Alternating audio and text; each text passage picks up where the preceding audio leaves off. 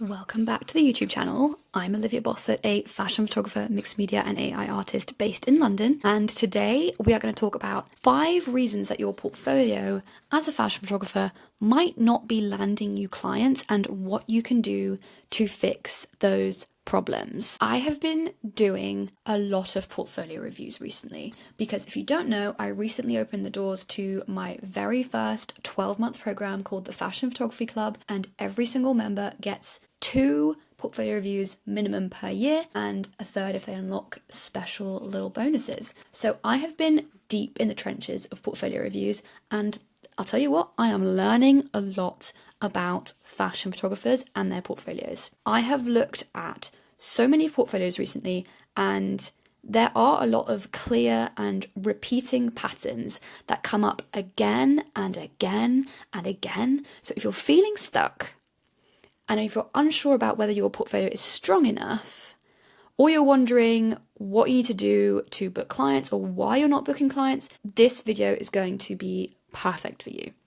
I'm going to break down 5 big mistakes that I keep seeing over and over again, and importantly, how to fix them. The first thing I keep seeing, and I have notes, so forgive me for looking over here, is that your portfolio feels like a big mix of different photographers' work.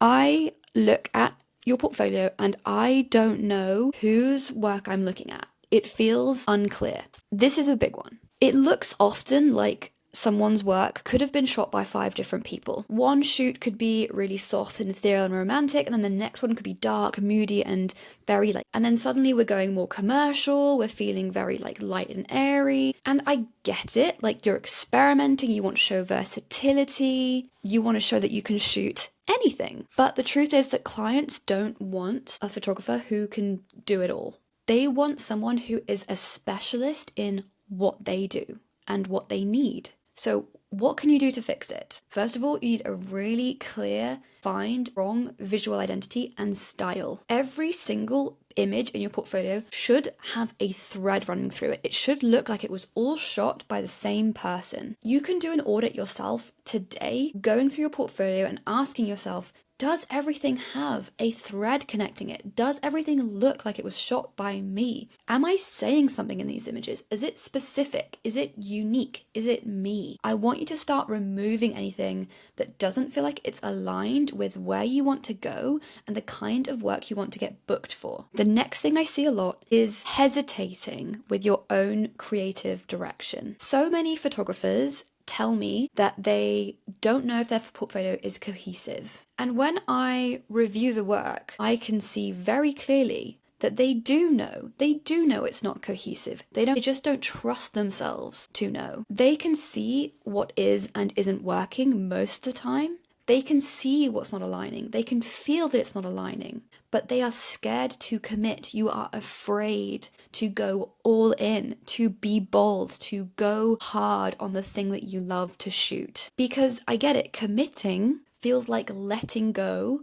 of work that feels safe, that feels comfortable. It feels easy to keep yourself in that box, to not push yourself. So I want you to ask yourself, are you actually confused, or are you just afraid to take a big leap forward? Are you afraid to leave your comfort zone? I want you to trust your instincts. If you are asking me a question, the likelihood is you know the answer, unless it's a technical question like, I don't know, what lens do I need to use for this specific look? That's one thing. But if you're asking me a hypothetical question, like, is my editing style cohesive? Do I feel like my style is clear here?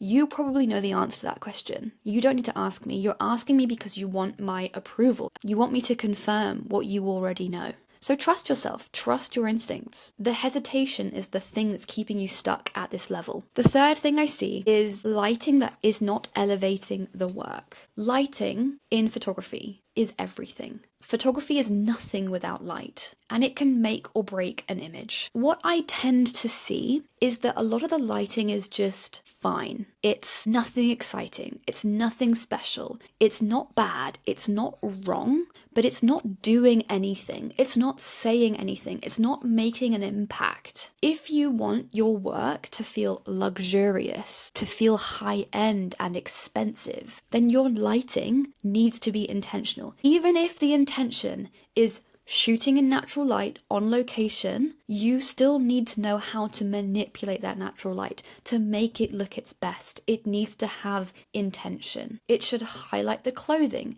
It should emphasize the storytelling.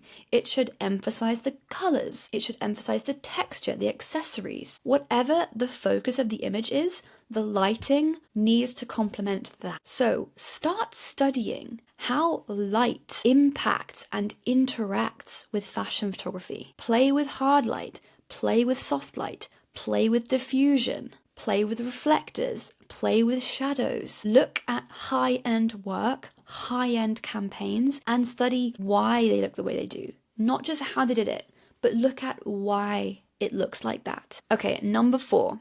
And this one is going to be brutal, but it is a truth. It is that the styling and the model choices that most photographers are making are letting the work down. Styling and models matter so much more than you think. I see so many photographers who have incredible technical skills, great lighting, great composition, a great style, but the model just feels a little bit too commercial. The makeup is too heavy, the clothing isn't quite right, the details are not being paid attention to. And so if the whole package doesn't work, it lets the entire image down. Luxury brands aren't looking at your technical skills. They're looking at your taste level. They want to know that if they hire you, you are going to make the right choices. You are going to be aligned with what they need. So, the fix. Study editorial photography. Look at the casting and pay close attention to that. And try your hardest to cast models in alignment with that vibe of casting. It matters. Pay attention to the look of the models that brands are casting. And then a big one, simplify the makeup. It is so easy to go overboard on makeup, to emphasize everything, to lather it on. But heavy makeup can be such a distraction. And there is a way of doing it. Don't get me wrong. Heavy, big makeup, bold makeup can look fantastic.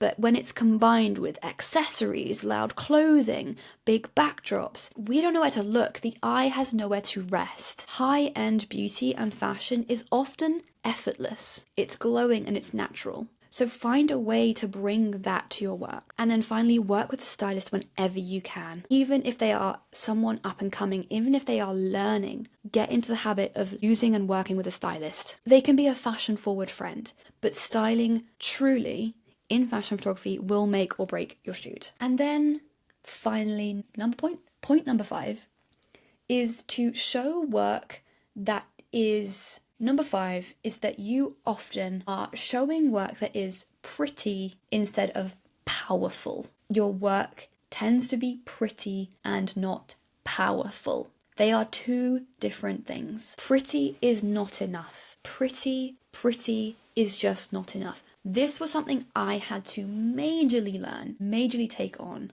that something, just because it's pretty, just because it's pleasing to the eye, does not make it a good image. It does not make it impactful. There is so much nice photography out there.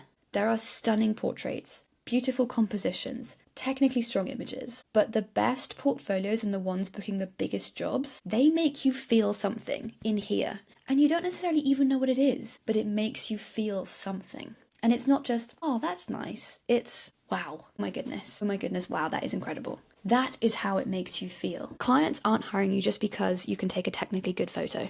They're hiring you for your vision, your perspective, and your creativity. So stop playing it safe. Push your storytelling further and push yourself. Be bold. Ask yourself, what emotion am I trying to portray? Does this image tell a story? And could this image actually belong in a high-end campaign? If the answer isn't clear, you need to push it further. And this will come with time. This comes with practice. If you keep this in your mind every time you do a shoot, it will start to come naturally to you. Okay, so let's do a quick recap. Here are 5 of the biggest mistakes that I keep seeing in fashion photography portfolios over and over and over again. Number 1, a portfolio that looks like it could have been shot by multiple photographers. Number 2, hesitating to commit to your clear creative direction. Number 3, the lighting just isn't elevating your work. Number 4, styling and model choices that don't match high-end brands. And number 5, images that are pretty but not powerful. If you're nodding along and thinking, yes, this is me, it's okay. I want to challenge you though. Make a bold choice this week. Elevate your work. Let go of what is no longer serving you. Because the moment that you step into being the photographer that you actually want to be, that is when the dream clients show up. I promise. I really hope this has been an interesting episode for you to listen to and watch. If it has been, please share it with a photographer friend. I'm sure they would love to watch it as well. And I really appreciate you for hanging around. And I would love to know what your biggest takeaway was. Please leave it in a comment below or send me a little DM on Instagram. It's at Olivia Bossert Education. And I will see you in the next one. Bye.